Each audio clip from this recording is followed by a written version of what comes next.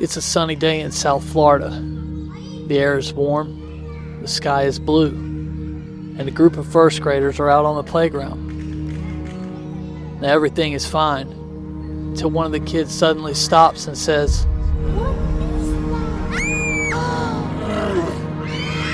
the others turn to look. What they see next is something that would stick with them for the rest of their lives.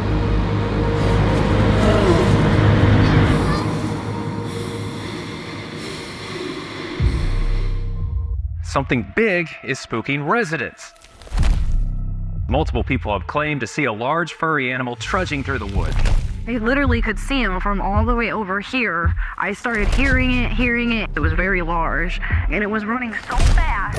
City of sorts for campers in Taos County. The Sheriff's Office is sharing safety tips on social media to protect yourself from Bigfoot. I saw something out of the corner of my eye off the side of the road in a culvert. It's not like a bear, and it wasn't like a coyote. I've never seen anything like that. No details. Big, like 10-foot foam, big thing. It freaked out, hand in the leg. I don't think it registered what it was. What's the likelihood that there are big animals that have gone undetected by scientists and by trained observers? Welcome back to the Bigfoot Underground, where we deep dive into the stories that blur the line between legend and reality. I'm your host, Stacy Brown Jr. Now, if you've been following the world of Bigfoot research for any length of time, you know that most encounters with these elusive creatures are incredibly brief, often witnessed by just one or two people. Now, whether it's a fleeting glimpse in the dense woods, the distant sound of heavy footsteps in the night, or the discovery of massive footprints in an isolated area, these encounters are usually solitary experiences that leave us with more questions than answers. And they're often dismissed as misidentifications or the product of overactive imaginations. But every now and then, something truly extraordinary happens. Something that breaks the mold. I'm talking about mass sightings, where multiple people, sometimes dozens, witness the same creature. These events are extremely rare, but when they do occur, they have the power to shift the narrative from legend to reality. These are the sightings that really can't be easily dismissed or simply explained away because they're witnessed by too many people. Today I got a story for you that I bet you never heard, because up until recently, neither had I. This tale comes from a place that you might not expect, a South Florida elementary school in 1970. Now, a few weeks ago, I was out Ubering, and I picked up a rider that we'll call Myra. We were having a conversation, but then something caught Myra's eye, a Bigfoot air freshener hanging in my car. She pointed at it, and with a knowing look said, "I saw one of those when I was a child." Now, I've heard a lot of stories over my years, but this one was different.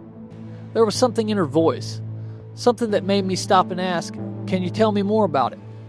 And let me tell you, she obliged with the story that took me back over 50 years to a day in 1970. This is the story of the Dania Elementary School mass sighting, an encounter that left an entire group of first graders and their teacher forever changed.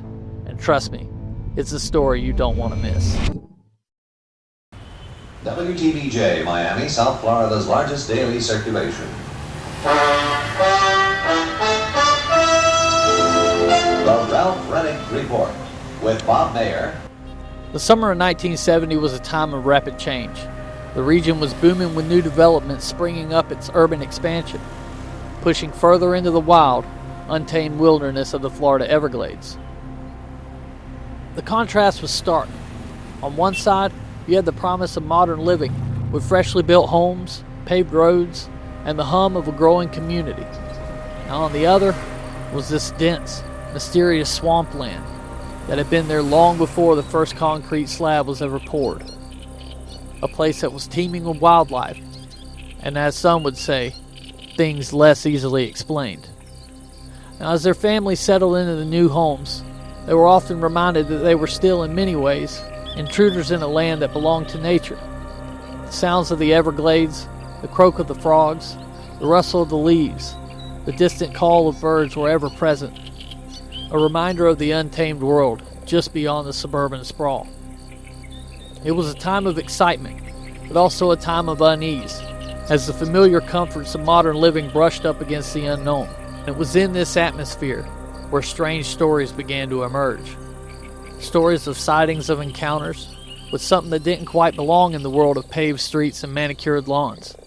Something that seemed to come from the deep, mysterious heart of the Everglades itself. Now picture this. It's a sunny day in South Florida. The kind of day that makes you want to be outside, where the warmth of the sun wraps around you like a blanket, and the air is thick with a sense of summer. The sky is brilliant blue, not a cloud in sight, and a group of first graders is out on the playground of Dania Elementary. It's the kind of scene that almost feels timeless, where the worries of the world seem distant and everything is just as it should be. But as often the case with such moments, it's the calm before the storm.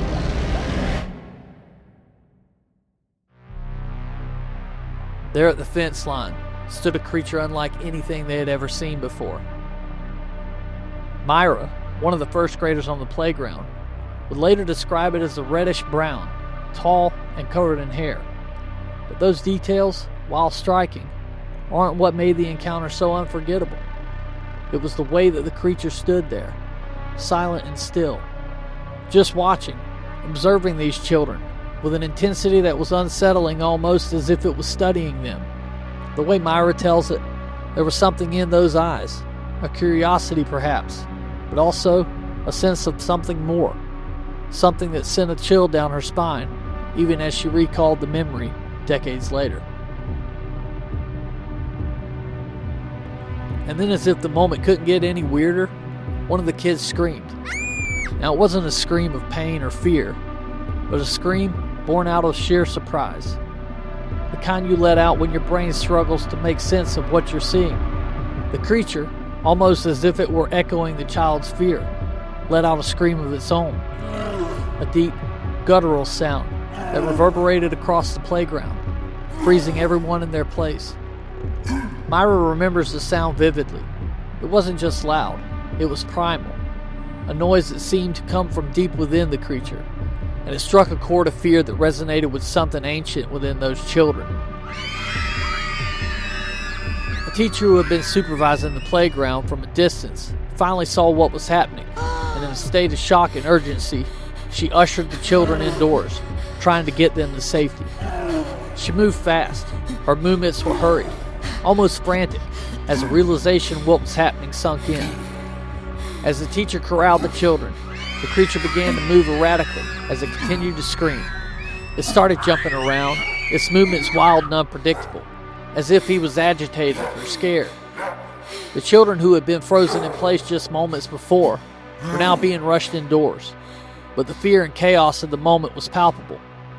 Myra remembers the look of confusion and the primal fear that gripped them all as they watched the creature's bizarre behavior.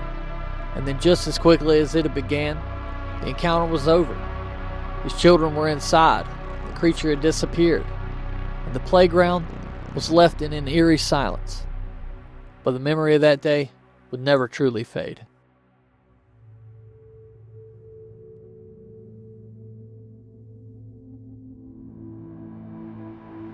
Now, the Dania Elementary School sighting is very compelling, but is there really anything else to back it up?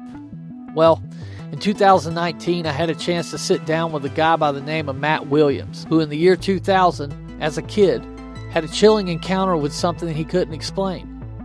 Now, Matt was just a few miles from where the Dania Elementary School sighting happened in 1970. And what's truly intriguing is that when Matt described the creature, it matched almost exactly what Myra and her classmates saw that day. And like I said, Matt's encounter happened less than 2 miles from that elementary school, raising the possibility that it could be the same creature, or perhaps another of its kind, that's been lurking in the shadows of South Florida's wilderness for decades. Now, both Myra and Matt described a tall reddish-brown figure. It was covered in hair and had an unsettling presence that they'll never forget. Now, could it be that the same creature from the 1970s is still out there, roaming the edges of our modern world?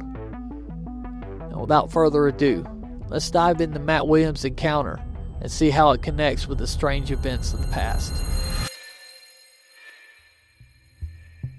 Back in the year 2000, my grandmother, she lived in Dania Beach off of Johnson Street. And there's this area down there. It's called West Lake. And around West Lake, which is connected to like the Intracoastal, there was this massive mangrove swamp that also met with pine scrub land area. And this was back in the year 2000, so it was nowhere near as developed as it is today. Maybe, I want to say, a mile or two wide, and just as, far west and east and north.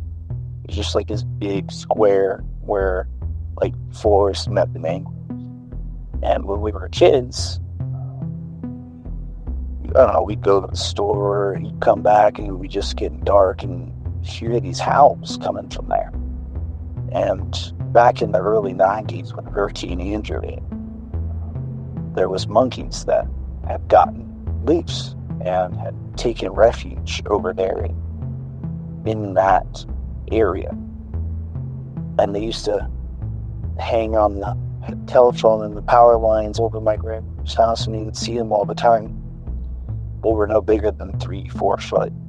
Biggest one, well, it was the summer of the year 2000. And that's when my life changed. So I decided that I was going to sneak through the back alley and go around the house and go back into the mangroves. So you can go across the street, and on, those, I would say maybe like 15 feet of like just tall pine trees.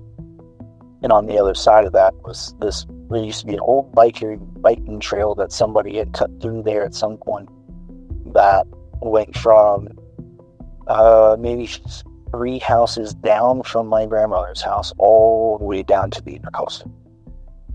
And I went over there because I was hoping that I could catch some crabs. And on this bike path, which was maybe only as wide as 2 bikes together side by side, I went on I had dipped into like a ditch on either side of the path. So I'm on the side that's closest to just nothing but forest and lake back there. And I'm down on my hands and knees in the middle of the mangroves, going in between with a stick and poking in and out of all these holes, trying to get me some crabs. And as I'm sitting here doing this, I start hearing something moving through the bush.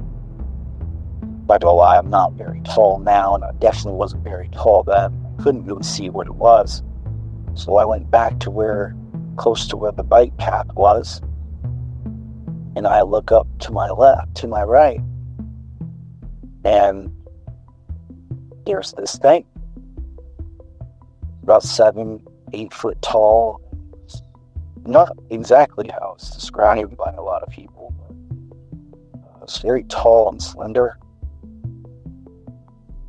shaggy, brownish red fur, and it had its head turned to what would be towards the east. And I'm sitting there looking at it, and I took one step forward to get closer, and it whipped its head back around at me.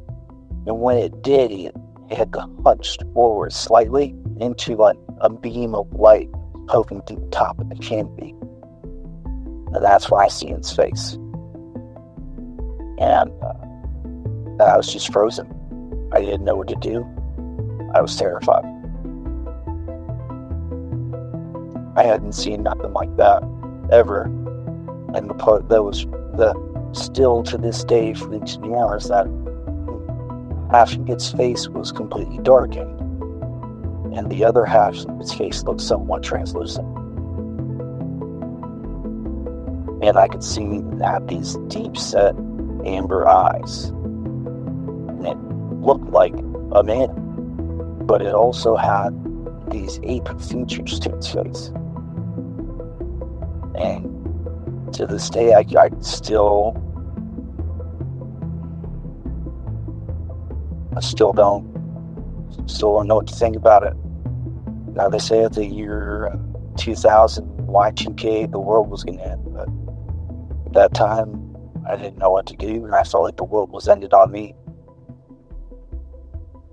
So when it turned its head, and it was just staring at me, it felt like it was forever. It made this low, grunting growl sound that just reverberated, and that's when I ran all the way back home, and went right straight through the front door, even though my grandma wasn't very happy about that. I tried to tell everybody I grew up in my family, they're, oh, well, you just seen one of the monkeys, you're just making stuff up, you just have overactive imagination.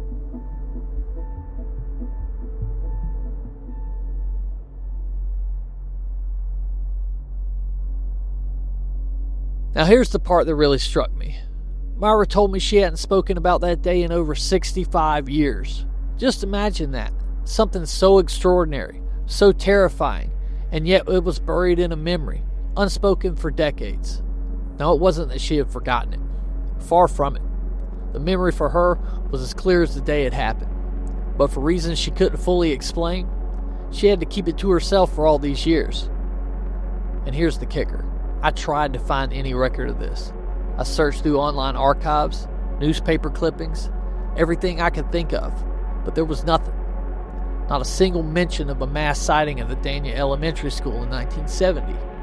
It's as if that day, that moment, was swallowed by time and lost to history. And yet, for Myra and those other children, it remains a vivid, haunting memory. So what does this tell us? Even in a world as documented as ours, there are still stories that slip through the cracks. Experiences that are real as anything, but remain hidden, known only to those who lived them. The story of the Dania Elementary School sighting is a powerful reminder that sometimes the most extraordinary tales are the ones we carry with us.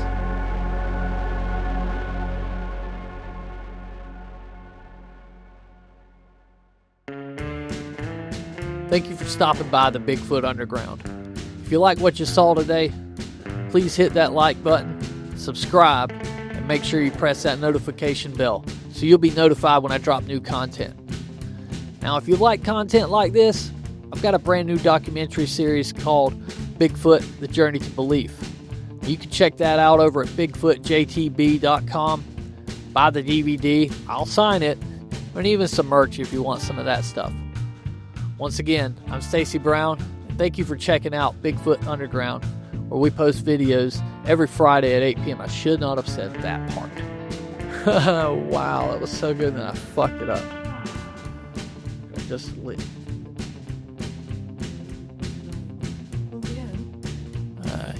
Okay, yeah, so.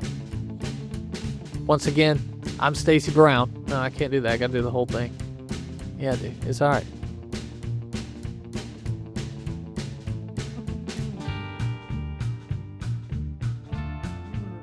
I'll just image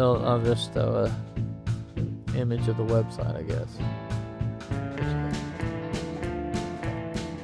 Once again, I'm Stacy Brown, and thank you for watching.